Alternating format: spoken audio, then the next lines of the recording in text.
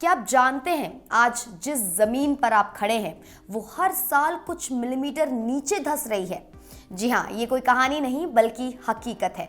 भारत के 5 सबसे बड़े शहर दिल्ली, मुंबई, चेन्नई, कोलकाता और बेंगलुरु आज एक खतरनाक स्थिति में है। 878 वर्ग किलोमीटर शहरी जमीन लगातार धंस रही है, यानी 339 वर्ग मील का इलाका साल दर साल नीचे जा रहा है। सबसे चौंकाने वाली बात यह है कि इस समस्या से करीब 19 लाख लोग प्रभावित हो रहे हैं। हर साल 4 मिलीमीटर से ज्यादा की दर से जमीन धंस रही है। ये सुनने में कम लग सकता है, लेकिन इसके परिणाम बहुत गंभीर हैं। वैज्ञानिकों ने 2015 से 2023 तक के सैटेलाइट डेटा का इस्तेमाल करके 1 करोड़ 30 लाख से ज्यादा इमारतों का अध्ययन किया। रिपोर्ट के मुताबिक दिल्ली, मुंबई और चेन्नई में 2406 इमारतें पहले से ही खतरे में हैं। अगर ये हालात ऐसे ही रहे तो अगले 50 सालों में 23,000 से ज्यादा इमारतों को गंभीर नुकसान हो सकता है। सबसे बुरी स्थिति दिल्ली की है।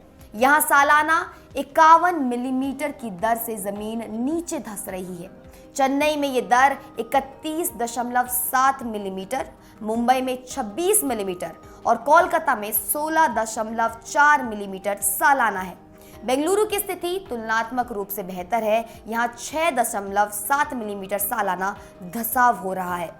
दिल्ली के अंदर भी कुछ इलाके ज्यादा खतरे में हैं। बिजवासन में 28.5 मिलीमीटर, फरीदाबाद में 38.2 मिलीमीटर और गाजियाबाद में 20.7 मिलीमीटर सालाना की दर से जमीन धंस रही है। इस समस्या की मुख्य वजह भूजल का अत्यधिक दोहन है। वर्जीनिया टेक के प्रोफेसर सुसाना वर्थ कहती हैं कि जब शहर प्राकृतिक भरपाई से ज्यादा पानी निकालते हैं तो जमीन सचमुच धंसने लगती है। भारत दुनिया का सबसे बड़ा भूजल उपयोग करता है और चीन व अमेरिका से भी ज्यादा भूजल का इस्तेमाल करता है। ये समस्या सिर्फ भारत तक सीमित नहीं है।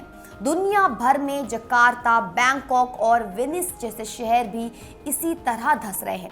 इंडोनेशिया तो अपनी राजधानी जकार्ता को ही बदल रहा है क्योंकि वो तेजी से समुद्र में डूब रहा है।